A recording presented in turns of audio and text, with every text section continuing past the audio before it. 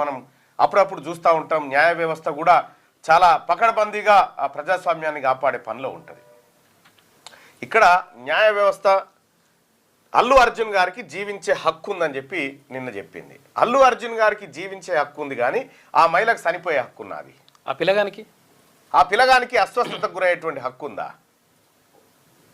నువ్వు ఒక అల్లు అర్జున్ గారికే జీవించే హక్కు, ఇక ఎవరికి లేదు. జానీ మాస్టర్కు జీవించే హక్కు లేదు, ఇంకెవరికి లేదు అనే రీతిలో చర్చ జరిగింది నిన్న రాష్ట్రంలో. సరే, హైకోర్టుకు ఉన్నటువంటి పవర్స్ ఆధారంగా క్వాష్ పిటిషన్ను మధ్యంతర బెయిల్గా మలిసి బెయిల్ ఇచ్చి ఇమీడియట్గా రిలీజ్ చేసేటువంటి ఒక ఆదేశాలను గౌరవ న్యాయస్థానం ఇచ్చింది. న్యాయస్థానాన్ని గౌరవించాల్సిందే. న్యాయస్థానం ఇచ్చినటువంటి తీర్పును మాత్రం ఒక్కసారి సమీక్షించాలి మనం. ఎందుకంటే సగటు భారతదేశ పౌరుడిగా సుప్రీంకోర్టు కూడా తీర్పులను సమీక్షించి తీర్పులపైన విమర్శ